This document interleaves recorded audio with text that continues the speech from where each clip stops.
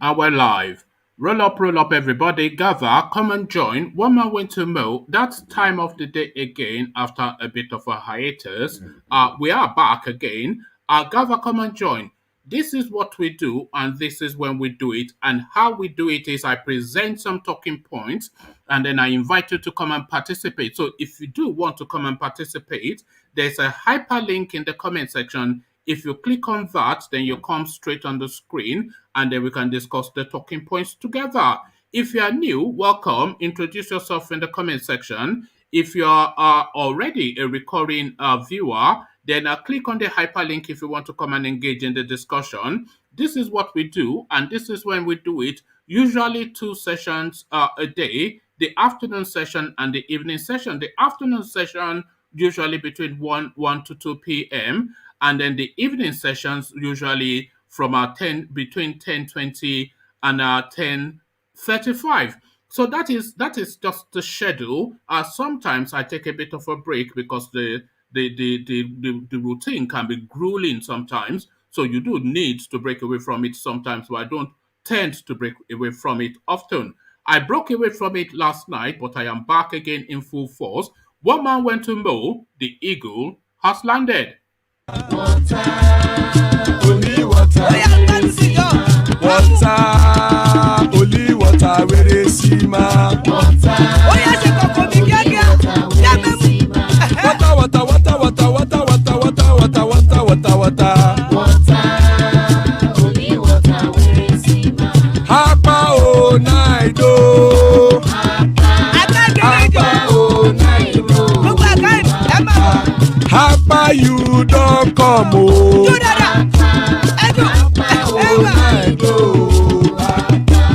Hapa o naido.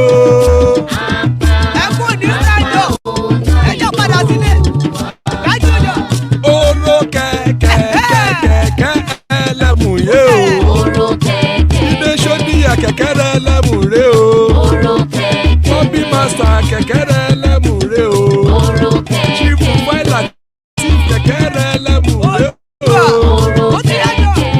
Eruku lẹ̀lẹ̀ ẹlẹ́mù dé.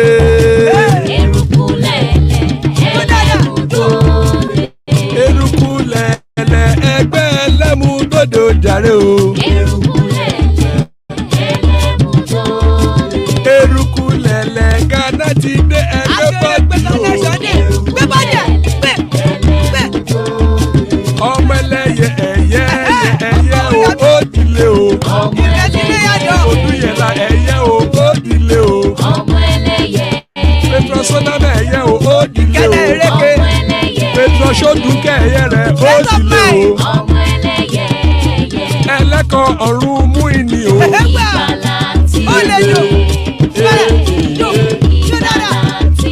Àkùkọ ọ̀run méjìkọ.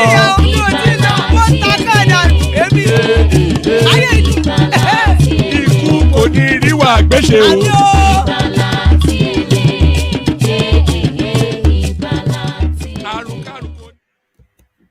And there we are. Iku Koniriwa Gbese by the Kegites. So there we are, and here we are, and to 2023 we go. So put me in a pink tutu and call me Fifi seems to be the only way to start this, as the complete emasculation of the Nigerian vice president enters now its final stage. Guys, I bring you this 2023 saga, crisis in APC as Malami, Buni, Disobey Osinbajo's directive. So they've cast him adrift to the kitchen for a very long time. And whenever he does come out of the kitchen to try and assert some sort of potency, they slap him down, put him in a pink dress, and send him back straight to the kitchen. So back straight to the kitchen for the Vice President of Nigeria. As again, 2023 saga, crisis in APC as Malami, Buni disobey Osinbajo's directive. So now let's now see how they turned the Nigerian Vice President into a ladyboy. Heavy crisis is brewing in Nigeria's ruling party, the All Progressive Congress APC, as the leadership of the party has become severely divided over the conduct of world congresses nationwide. Trouble started after a pronouncement by the Supreme Court in a case between Governor Rotimi Akeredolu and PDP Guba candidate Eyitayo Jegede.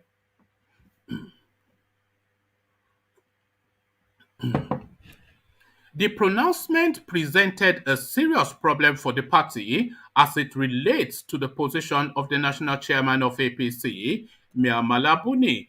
President Muhammadu Buhari, from far away London, directed Vice President Yemi Osinbajo to take charge of the legal concerns and come up with a decision in the overall interest of the party. Osinbajo summoned a meeting of all lawyers in the cabinet to deliberate on what to do about the congresses, which were a day away as at last week. According to correspondence, the consensus of opinion was that the party should pause the congresses slated for last Saturday before weighing other options. But only Malami objected, arguing that the exercise could go ahead regardless. Those in attendance at the meeting, those in attendance at the meeting, which held at the Vice President's office, were the Attorney General of the Federation and Minister of Justice Abubakar Malami, Minister of Works and Housing, Mr. Babatunde Fashola, Minister of Information and Culture Alhaji Lai Mohammed, Minister of State for Labour Festus Kiyamo, and Professor Tahi Maman, a former Director General of the Nigeria Law School and legal advisor slash member of the caretaker slash extraordinary convention planning committee of the APC. After what allegedly turned out to be a heated debate, everyone at the meeting agreed that the first step to addressing the elephant in the room was to suspend the congresses, which unfortunately held last weekend. A majority of those in attendance shared concerns that the argument that followed the Supreme Court judgment on Ondo and had contended that it is only logical to minimize the damage the APC might suffer in the final analysis by suspending the congresses and then fashion out other possible options.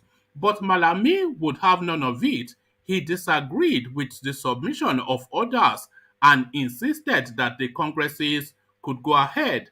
The resolution reached was to suspend the Congress. The resolution reached was to suspend the congresses, a source privy to the meeting stated. Whilst debate was still on, Osinbajo was said to have made efforts to reach the president by phone to intimate him of developments, but failed. Having reached the decision to pause the Congress, Osinbajo decided to call Governor Buni on the resolution to suspend the Congresses scheduled for Saturday. But to his shock, Buni flatly rejected his directive, insisting, like Malami, that the Congresses would go ahead as planned. Malami and Buni belong to the CPC tendency of the APC. It was a bemused Osinbajo who watched it was a bemused Osinbajo who watched helplessly as Buni refused to obey his directive to suspend the congresses. According to sources, Malami and Buni's hesitance to discard expert opinions despite glaring danger might have been because some people identified as members of the cabal in the presidency did not want to lose their current hold on the party, especially that they were believed to have had a choice presidential candidate in mind, of which a change in the course of the party could undo. So that is it. The source, according to sources, Malami and Buni's hesitance to discard expert opinion despite glaring danger might have been because some people identified as members of the cabal in the presidency did not want to lose their current hold on the party, especially that they were believed to have had a candidate for the presidency in mind. So that is the to and fro of the APC space. So now the total emasculation, of course, of Osinbajo now completes. They've completely turned him into an Okobo, essentially. Uh, bear with me one moment.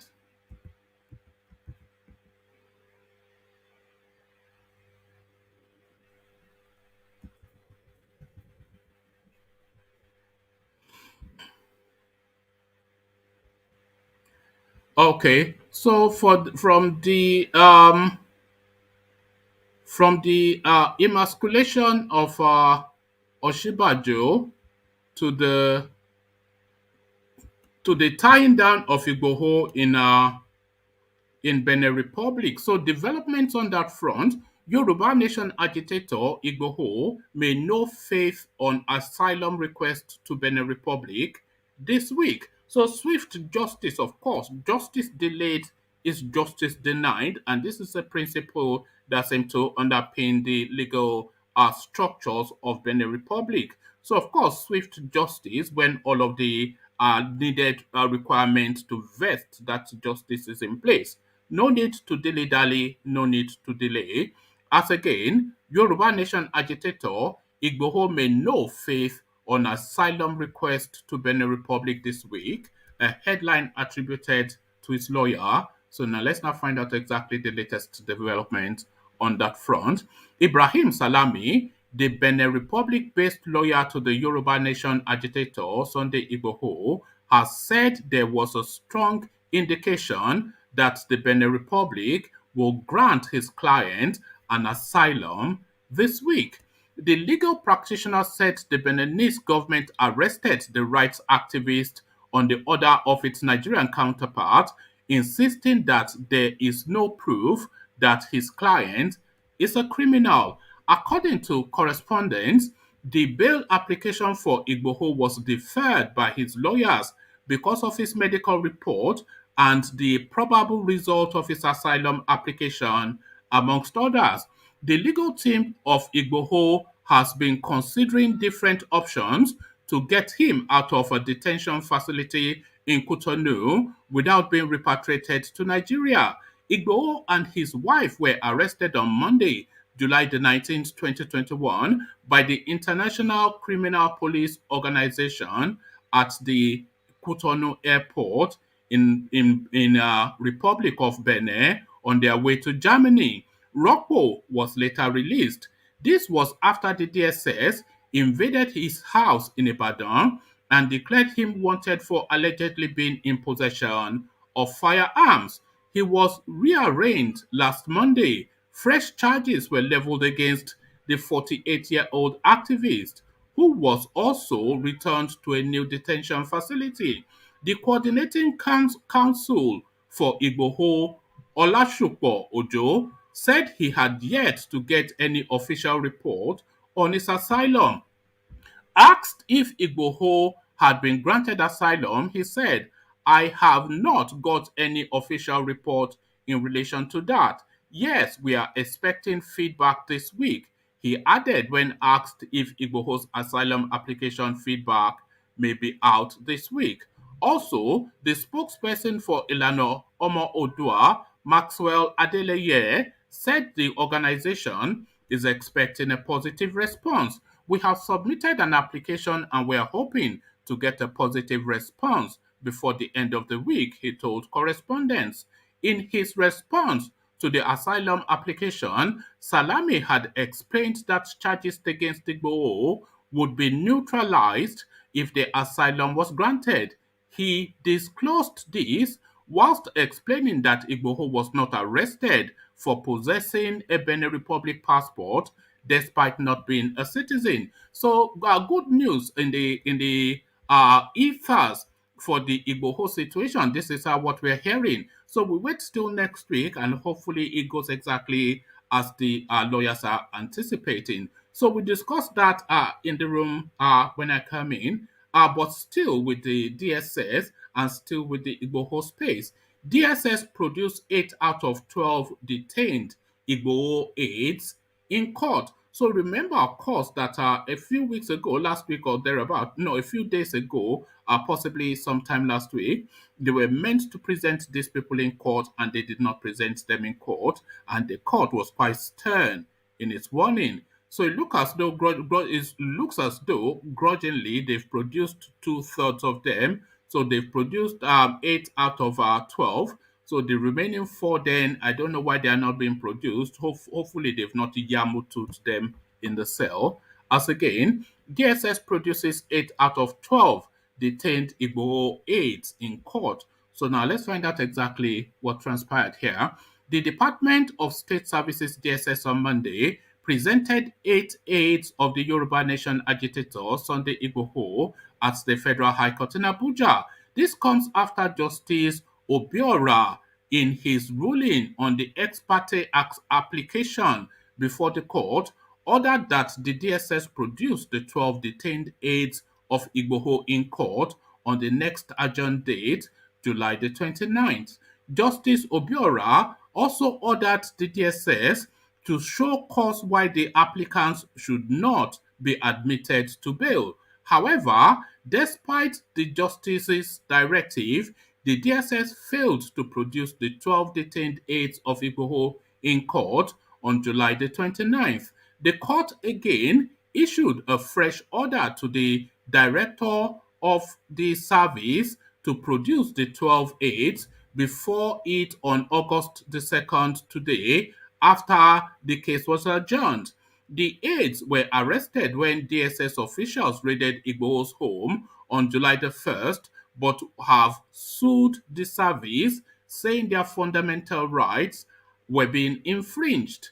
The counsel to the arrested aides, Pelumi Olanje Bisi, sued the DSS, claiming his clients have remained underground for weeks after their arrest. So there you have the DSS are finally bowing to court orders, but are bound to court orders grudgingly, of course, and with the usual DSS mannerism.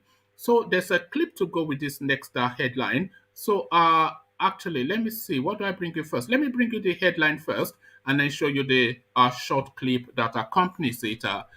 Let me bring you the story rather first, then I'll show you the short clip that accompanies it. So, breaking: lawless Department of State Services assault journalist covering suit of 12 Igboho's aides, seize phones at gunpoint. So this is the DSS again, as we know them, of course.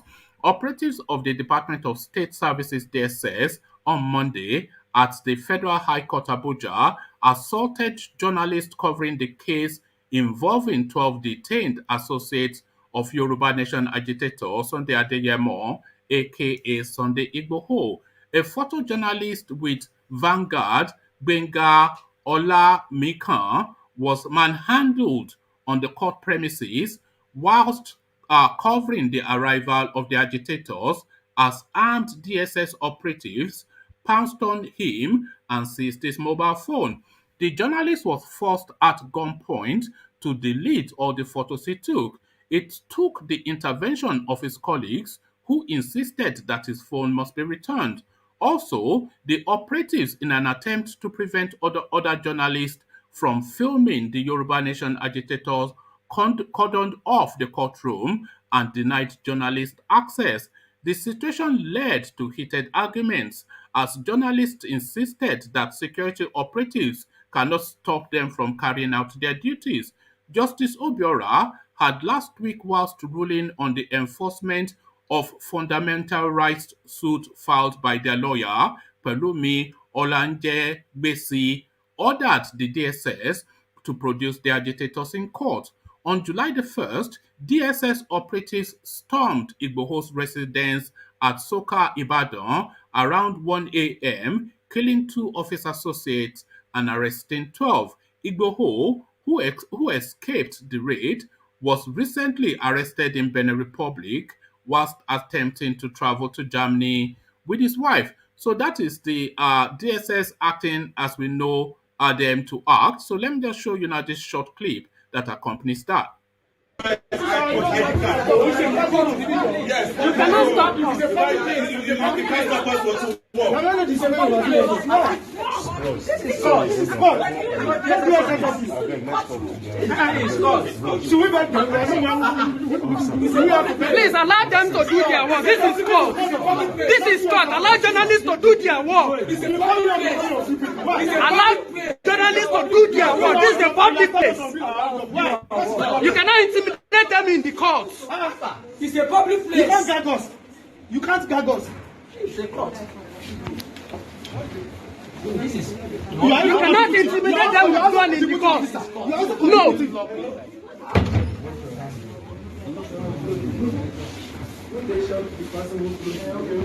What is the meaning of all this?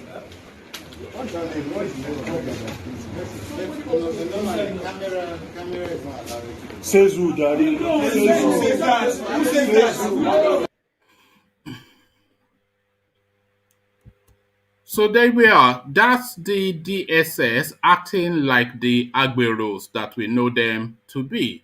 So the Agbero DSS, but then equally the Agbero MIYETTI Allah. So this one now, it just completely befuddles me. Abba Kyari, how southern leaders are conniving with FBI. This is MIYETTI Allah speaking. So I'm not quite sure what connivance there is between the southern leaders and the FBI that would have led to a situation where Abba Kyari collected bribe from Hush Puppy. So they were not conniving with the FBI when this guy was collecting hundreds and hundreds of thousands of dollars, traveling to Dubai to party with Hush Puppy. There was no connivance then.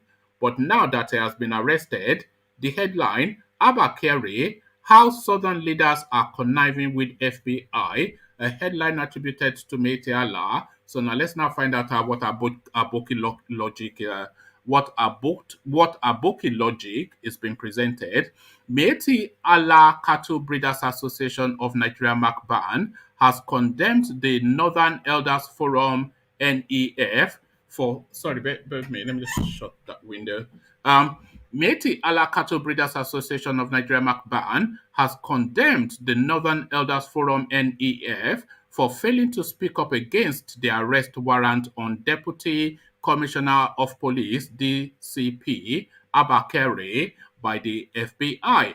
According to the National President of MACBAN, Dr. Garus Gololo, at the weekend in Abuja, it is a shame that the Northern Elders Forum and other groups in the region would hold their hands and watch whilst sons of the North who have distinguished themselves in different fields are constantly being persecuted and maligned at the height of their career.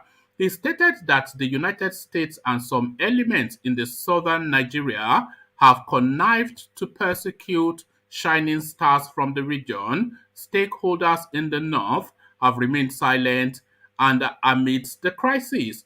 Gololo also condemned allegations of human rights abuses against former Chief of Army Staff Tukur Buratai, adding that once they see that you are a shining star and that you are from the north, they will want to finish you completely.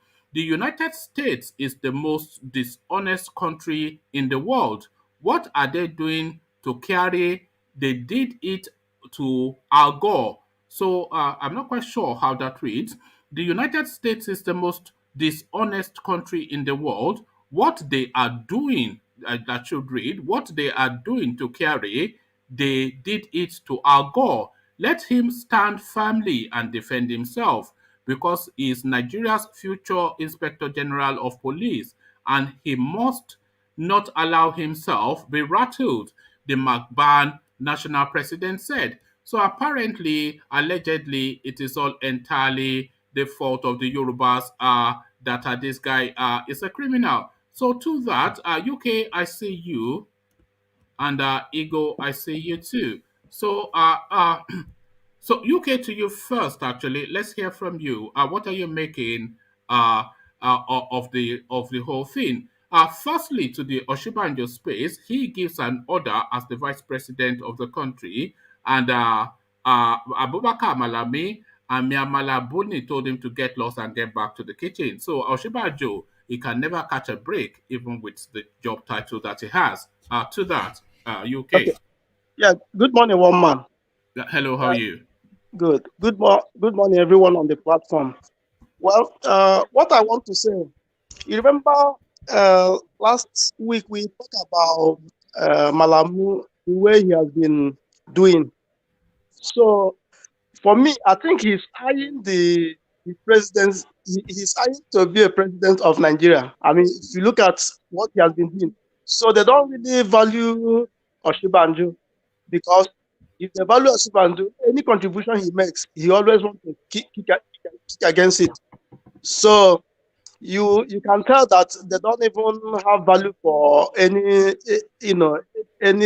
in the law, and they are lawless. Look at an attorney general, showing how petite he is, by not respecting the vice president.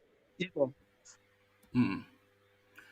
The issue with that going on is the judgment in the Jegede Akeredolu Supreme Court judgment has effectively nullified Mia Malabuni as the APC chairperson. So any action that it carries out now subsequently is almost an act that can be reversed by law, and this is what they are looking to address. But the thing is, with Malami and the rest of the cabal, they have already built all of their strategy for the presidency on Mia Malabuni being the chairman of the APC. So if they remove Mia Malabuni, then all of their plans will collapse because, of course, they will then have to groom another person and prep him in the way that they have prepped Buni to then lead up to that presidency. So this is it now. It's high stakes. But how he moves, of course, Buhari will determine that. Yeah, that's what I'm saying now. I mean, this thing, they already planned it now. They already planned it before this thing started taking place. They already planned everything. So what I'm saying is that there's nobody can dismantle them except if the people rise up against them. Because if it is within the people who are on top, they cannot remove them because this is already something that they have been started planning for years, before all this thing is coming to surface. Okay, we'll see how that plays out, but I suspect that with this now legal footing that the Supreme Court has given the people that are against the movements within the APC, I suspect then that there might well still be a legal angle to this. But then, of course, that legal angle is going to be determined by Tanko Mohammed. So we'll see how it plays out. Interesting times for the APC. Equally interesting times for Sunday Igboho is lawyers are saying they are anticipating a decision on his asylum application by as early as next week, and they seem quite optimistic. So it looks as though, and what they are saying equally is that if it's granted that asylum, then that nullifies then all other charges that is leveled against him. So Igboho being granted asylum in Benin Republic, a likely possibility, UK. Yeah. Well, if they grant, what I want to say, if they grant Igboho asylum, they should also find a very protected area for him because we don't trust this government. Yes. Yeah, we don't trust the government. That is not the end of it, is it? If Yeah, they granted him asylum, that's just with Tuka Brutai there. Yeah. If I'm Igbo, if they grant me that asylum, I will find another way to live. I mean, because life is special than all these things that we are chasing after. I can't hear this guy clearly, one man. What's that? So the asylum. Hello? No, you carry can't on. No, I can hear you, but I think Ego is saying he cannot hear you. So what? But carry on. I think the rest of us can hear you. Yeah, carry on. So Igbo, the asylum is I mean, if it's being granted, I'll be happy. But at the same time, they should make sure that Igbo safety is the first priority, of giving that asylum because we are living with terrorists. Our government, they are terrorist government, so they can do undo, So yes, that's all I want to say. We're in dangerous times. So still within that Igboho space, the the judge in Abuja told the DSS to produce the aides that they arrested at Igbo's house, Igbo's aides that they arrested, all 12 of them. So he told them to produce. He told them to produce them last week. They did not, and then he gave a stern order that they must produce them. So they have now produced 8 out of the 12 people that the court told them to produce. So that is the first failing. But then the second failing is when they did get to that court, you saw the clip and you heard the narration. All they did, as we've now come to know them for, is to start beating up journalists in the courtroom. So DSS are somewhat 80% are complying by the court order, but not fully, and getting to court and beating up journalists. What are you making of that, UK? Well, what I want to, I don't know this DSS people. Mm-hmm. Are they human being at all, or are they animal?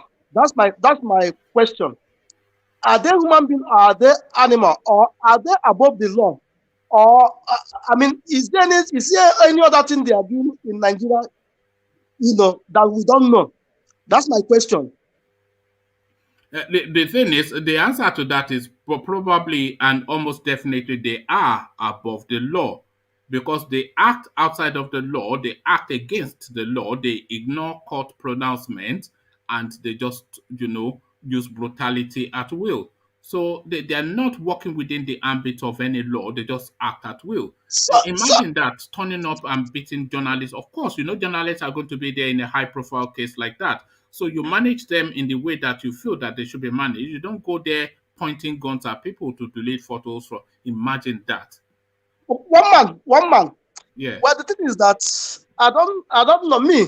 If I'm a journalist in Nigeria, somebody lay his hand or her hand on me, man. As soon as you're hitting me, I'll hit you back. Don't hit them back, or people that are carrying gun. They they are trigger. You look, don't hit them back, or just take your beating and walk away. That's just the thing in Nigeria. Okay, so they wouldn't hesitate to gun you down. They would just say that. So this to show you that Nigeria is a lawless nation. Nigeria is, because this is a sign of anarchy now, because people who doesn't respect the judiciary. So what else do you want to see if cannot respect the action that the judges have taken, that they should provide these 12 people? So what else do you want? I mean, they are very lawless human beings now, and me, I look at them as an animal. No, you wonder if they are trained or something, because they do these things and they get all this public opprobrium, and then they do it again. So are they saying that they're not aware that the public do not want this sort of practices, or are they saying that they are disregarding it? Are they saying that they are not aware of the law, or are they saying that they are disregarding it? Because it's just crass acts of unprofessionalism all the way through, highlighted by the Nnamdi Kanu situation. The whole world, CNN, Fox News, BBC, everybody was at that courtroom, and they did not produce the defendant, claiming logistics. So, I mean, I don't know what is going on there. It's not sustainable, though. Yeah, my question again. During the military regime, were they like this? That's my question. And during all previous administration, the DSS, are they like this? Or is it because of this Muhammad Buhari that is on this thing, maybe that made them to be more stronger, to make sure that the law is not applicable for them? They are slowly reversing they're reverting it back to sort of a medieval state of nature, state of being, sort of, just power above everything else, sort of. It's a real regression, the Nigerian state, and it's in contrast with the rest of the world, by the way, because the rest of the world seems to be moving forward, but Nigeria just seems to be going back to those medieval days of Lord of the Manor and behead them and whatnot. So that is the goings on within Nigeria. The goings on with the MIYETTI Allah, they are saying now it is the fault of the Southerners that the FBI want Abba Kyari. So I'm not quite sure what logic arrived them at that, but that is their position. How Southern leaders are conniving with FBI to get rid of Abba Kyari. So they're saying every shining light in the north, the south seeks to bring down. So I'm not quite sure how. Explain that to me because I don't get it, but I'm sure Well, you understand. What are they well, saying? well, These well, people. well, from my own point of view, or from my own perspective, MIYETTI, they are terrorist organization. Mm. But the fact, they are, this guy, the FBI is probing their Fulani man. So they will always want to come out and say all of their foolishness. But how have they gone from there to blaming it on the Southerners? Yeah, This guy was collecting money. yeah. Hold on now, Nobody saw it. He was hold going to on. Dubai to party with Hush Puppy. So all No, of that is the evidence. So how is that the fault of the Yorubas or the Igbos? no, What is no. the They will blame us because we don't want Ruga. Nobody want Ruga. Nobody want that this thing. Carrying mama going around this thing. Nobody wants it now. So the fact the Southern is against it. So they will come out and start making that their foolish It's talk. almost unbelievable sometimes the way these people are. But thank you. UK. You are based in the US, but you call yourself the UK. Did you move from here there, or what's going on? What's with the name UK? UK. Well, I'm only transit when I'm leaving here to Nigeria. I always transit to UK. So Okay. I haven't You been you. to. Okay. All right. Thank you. Stay with us for as long as you can. Let's go to Kola Fisco, who is a new name. So let's hear from Kola. Kola, how are you? I'm fine. Good afternoon, sir. Good Yeah, afternoon. I'm No calling need from for South size. Just Africa. call me. Okay, just call me one man. That should Okay. be fine. But to the Okay. talking points, Yemi What may I help you Oshibajo, with? the total. Yes, the total emasculation of Yemi Oshibajo, he gives an order, and the Malami tells him to shut up, and go to the kitchen. So just total disregard for this guy is almost painful. Anytime you mention his name, it's just him being beaten down by these people. So what are your thoughts on that? And Sunday Igboho, they are telling us that his asylum request may well be granted as early as next week. So just to those talking points, good to meet you, Kola. Okay. What from my own perspective, all this has just been long in the question. If you look at the early 90s, whenever you find any Fulani man, because we thought they are Hausa people, so we didn't know them as Fulani then. When we find them with knife, police will look at them and let them go scot-free, as if what they find with them is not dangerous weapon or something. But whenever they find any Yoruba or an Igbo person with a knife, even a razor blade, they will get you arrested. They will start torturing you. What are you doing with this or that? And talk of Oshibanjo. Oshibanjo just a figurehead. Whatever he says doesn't go, except whatever the Fulani approve. Wherever he speaks, if it does favor them, if it doesn't suit them, it's not going to even be publicized. They will just keep it aside. They must talk whatever is going to be in their favor. And let's come to reality. Let's look at issue of Sunday Igboho. We have seen many pictures on social media about the Igboho sitting with bandits with AK-47. Many of them are sitting with AK-47. And this kind of person, they say he is a negotiator. You know where the bandits are kept, and someone is going to meet them to come and negotiate with you, Nigerian government. And you didn't say anything about that. But someone talk of freedom, what they are passing through. Who have never been in trauma of Nigeria will not know what is going on. In 2002, I was arrested for no reason in broad time. I'm just going to buy food. And all these policemen from Sondi police station came in, started packing everybody. Immediately we get to police station, they put a ladder in our hands and started taking pictures that we are dealing with electricity of Nigerian government. Look at that. Before we are released at the third day, they pay some ransom to the police station. Look at what is going on in Nigeria. And we have been together many years. This thing doesn't work. Let everybody stay on his own state. and see how this thing will move. We can't try a law that has never been implemented, that we have never exercised, and we will agree that it's not going to work. So the Nigeria issue of the thing is getting out of hand. And if anyone wants to even to speak or talk or Well, what do mention you think is anything in about play there, Nigeria, though? Just talking. setting aside the fact that they are flouting Yemi Oshibanjo's order, what do you think is in play? What because the speculation is that they've already perfected their plans to have a Fulani successor for Malam Buhari, and of course, at the heart of that plan is Mia Malabuni continuing to be the chairperson of the APC. So if they remove Mia Malabuni now, then all of their plans will fall apart. So high stakes. The game now is for the presidency.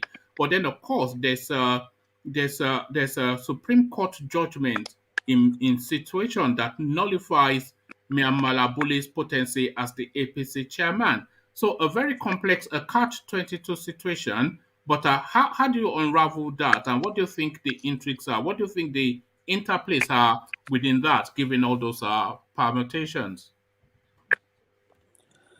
Yeah, concerning the issue, even the plan has already everything has already been planned, and they are working everything according to what they plan of. So I didn't think it's gonna work for Oshibanjo to remain in their midst, because either true or false, they're gonna kick him out at the end of the day. I'm very sure of that. And if you look at the whole stage, where their major plan is that they should cause state of emergency at the end for them to remain in power. That's what they are planning. Anything that will start in Nigeria, they will call on state of emergency for them to remain in power. That's all what they are planning. As my own perspective, as my own viewpoint, that's what I think they are planning on. All right. Okay. Thank you. And on the DSS playing up in the courtrooms as they present the Igbo aides as instructed by the court. So the court told them to present all the 12 people that they arrested. They presented only 8. So what's happened to the remaining 4? Hopefully they've not yamutu'd them in the cell. They are saying they are locking these people underground, so I don't know what that means. So that is the first flouting of our due process and law. The second flouting, of course, is then pointing guns at journalists and asking them to delete photos as they are going about their legitimate business of reporting important matters taking place within the Nigerian space. So the lawlessness of the Nigerian secret police. What do you have to say to that? Just the brutish way that they go about their business. Yeah, but as my own perspective, everything that is happening in Nigeria is all about oppression. For instance, see the country we are. If you have no law, if you have no crime, police can never even detain you for just a day if they didn't find anything you South do, or Africa, even no, though they the South get you with Africans, anything. what do you mean? South Africa is a lawless country too. We see how the police are just the worst, almost as bad as Nigerian police.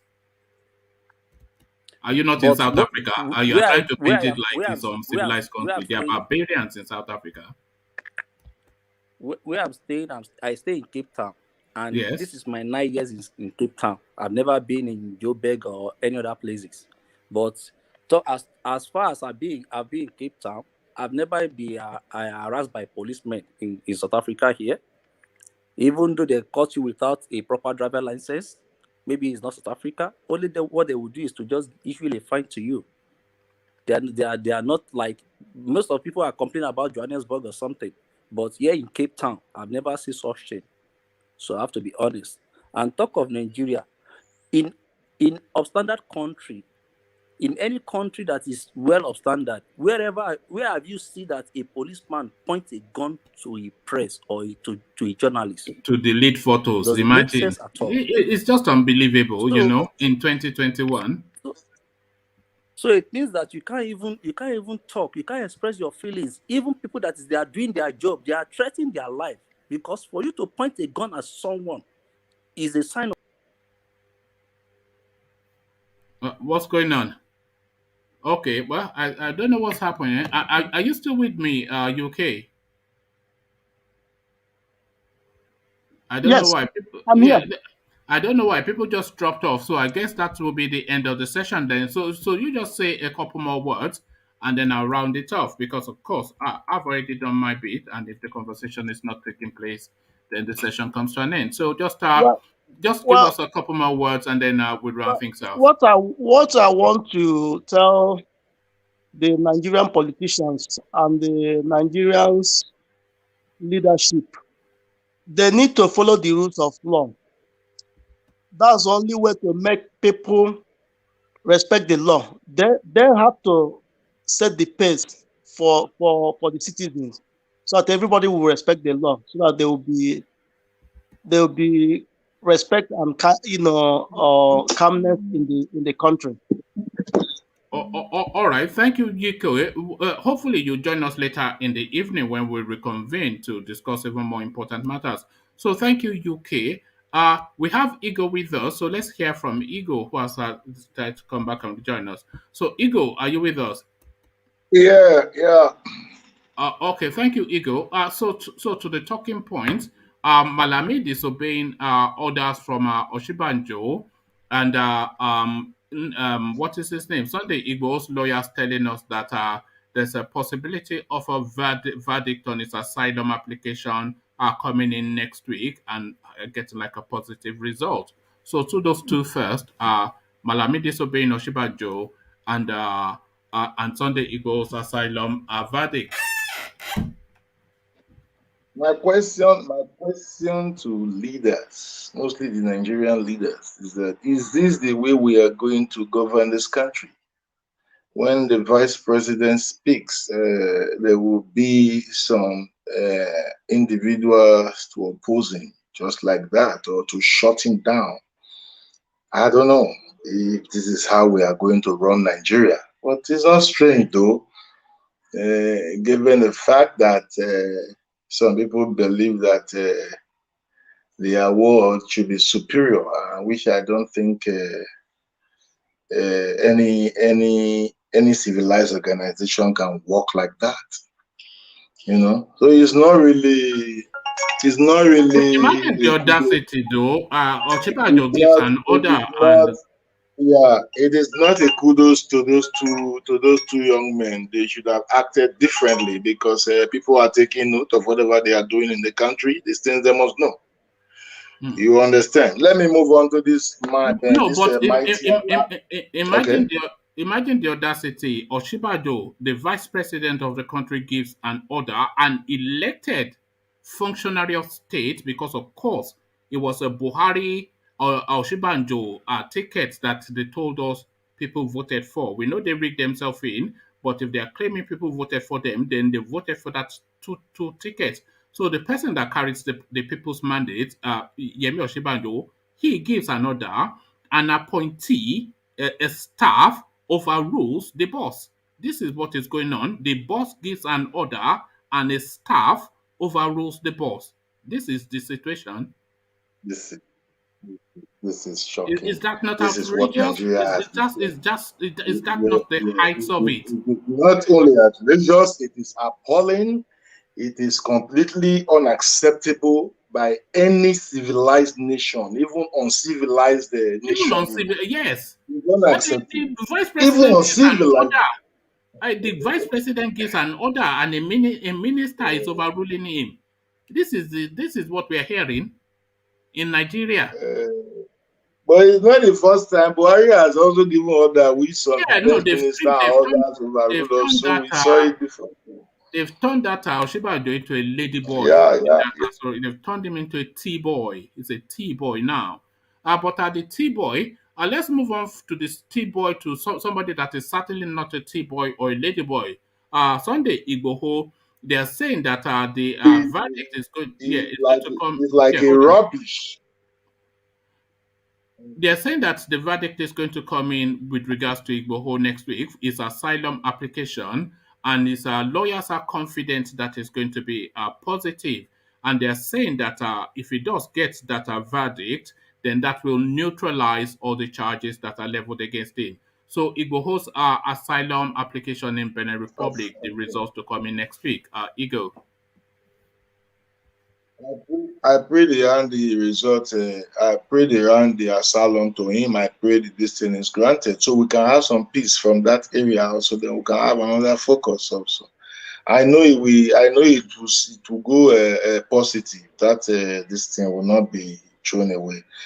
Given the fact that the asylum petition has been there already, even if before this arrest was made, all those are lots of evidence, all those are a lot of facts that backed it up that really this guy he do really deserve this thing because he's been here for it, even before they chased him to this place, knowing that he's been haunted by government, which government normally do when people are haunted by government, or government also take custody of them on the ground of asylum. So it is allowed. It's a free. The Benin Republic are not breaking any law. They've not No, actually, they maybe are showing offended Nigeria. any country. They are showing Nigeria how the rule of law should be upheld and due process should be observed. So they're Yes, just yes. going through If things. they gave him an asylum, they did not offend Nigerians. They've not offended Nigerian government because it's what every government will do. People who Yes, seek asylum in countries they will for the look at sake the of case a on life its or merit death. and say yes or no, Yes, irrespective of just a yes or no. So to the one of Igboho, we are seeing a yes on it. So that's it. So No, no. so Well, let let's we wait do. for the verdict first. But the lawyers are confident, But what I just find really rather pleasing, but also disheartening when you contrast it with Nigeria, is that these people are going through the due process and they are following the rule of law. The Beninese, so they are going through due process and following the rule of law. They arrested Igboho and his wife at the airport at the instructions of the Nigerian police. So very quickly they realized that Igboho's wife was not a person of concern to them, and within 24 hours they released her. That would never happen in Nigeria. They would change her to some underground bunker in DSS. This is what will happen in Nigeria. So that's the first lesson that Nigeria is learning from them. Then they presented this guy in court to listen to what is being requested. The Nigerian government sent to call Burutai there to go and request that they release Igboho to them. They said no, we have to go through the legal process. So they put him through their legal process. Igboho's team has put in an application for asylum, which is being looked at in tandem with the Nigerian request. They are asking Nigeria to present its case. Nigeria has no case to present.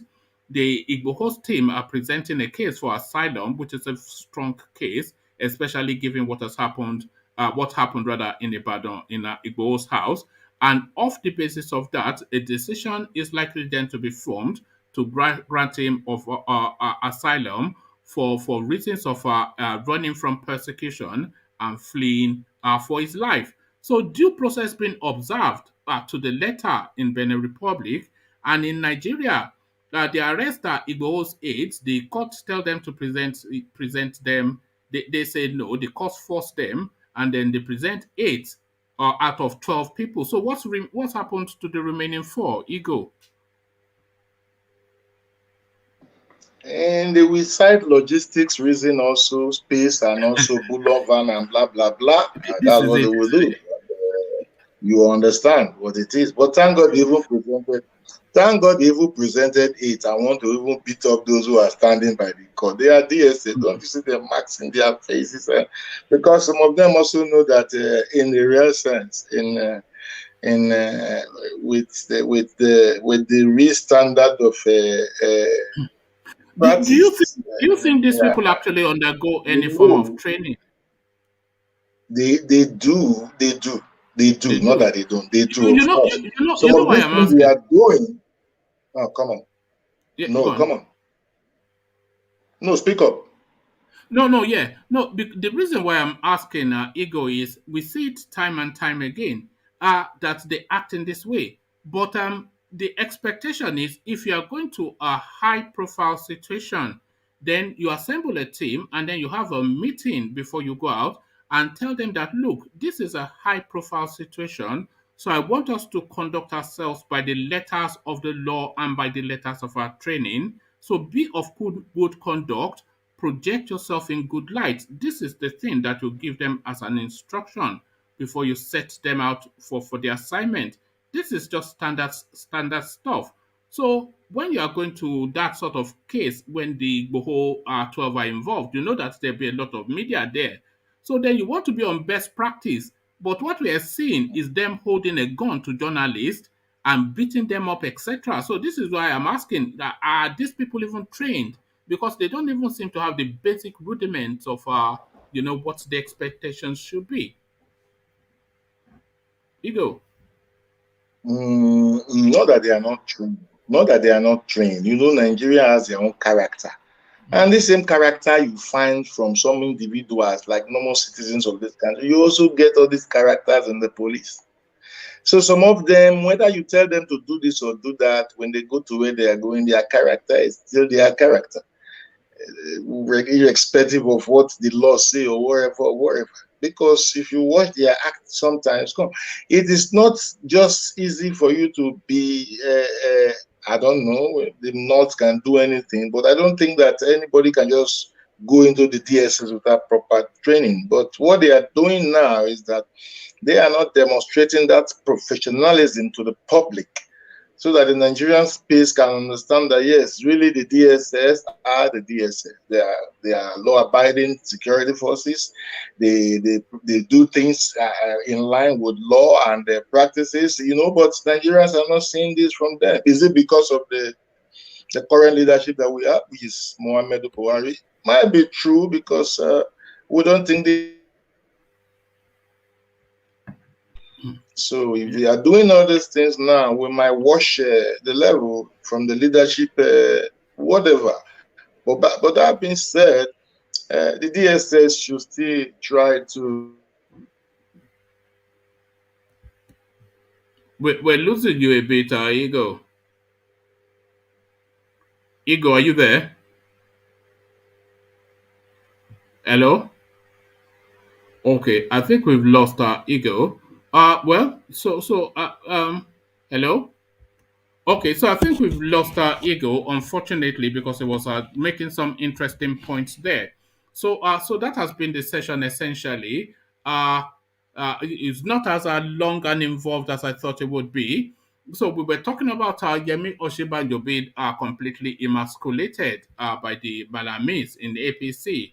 The vice president of the country gives an order, and some random Utman Danfodio University Aboki guy, Fulani guy, that they have given the appellation Minister of Justice, he tells the Vice President of the country to shut up and go to the kitchen. So this is the life and times of Yemi Oshibanjo, once a respected law professor at the foremost university in Nigeria, now a ladyboy in Aso Rock. So the emasculation of Yemi Oshibanjo continues now into its final stages. Yoruba agitator Sunday Igboho may know his faith on asylum request to Benin Republic next week. This is his lawyer saying this, so it looks as though then, and they are pretty optimistic that they are likely to get a positive result. So that looks something to look forward to in the future. So that looks like a promising good news for the future. The DSS, they were told to produce the Igboho 12 that they arrested at Igboho's residence. They've produced 8 out of the 12, and before the journalists could even ask questions about the remaining 4, guns were drawn by the security agents in the courtroom, pointing it directly at journalists and insisting that they turn their cameras down and delete everything that they have photographed and recorded. So that is law and order Nigerian style. And then the Abokis, MIYETTI, they are saying it is the fault of the Yorubas that the FBI want, what is it called, Abba Kyari.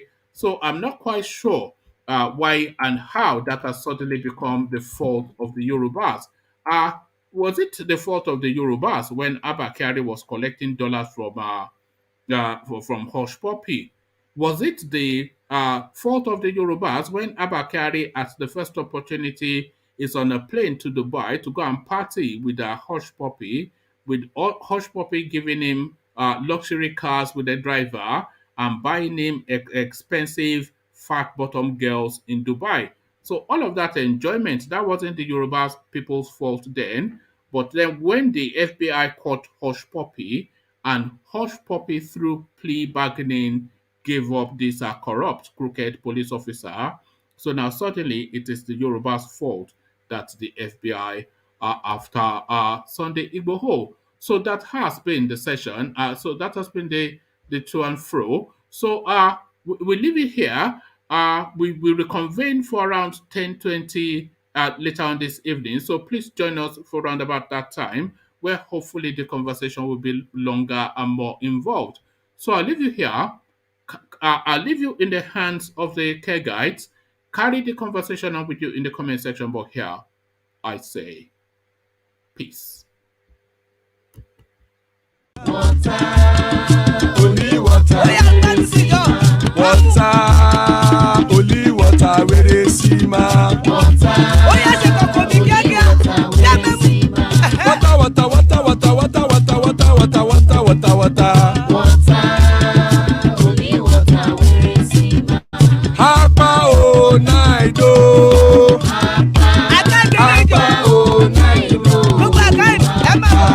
Hapa you don't come o.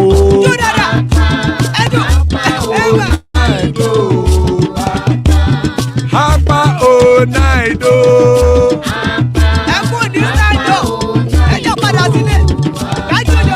Oro kẹ̀kẹ́ ẹlẹ́mù yé o.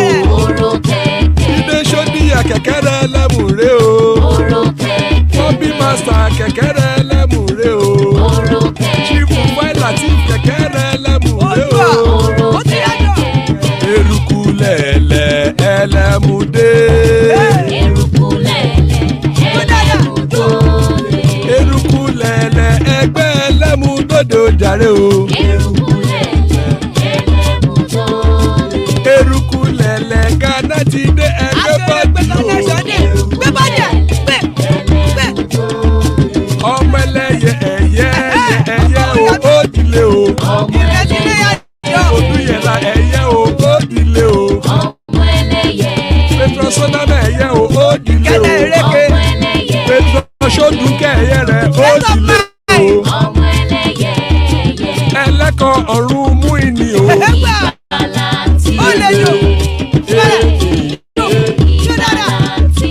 Àkùkọ ọ̀run mẹ́kọ̀.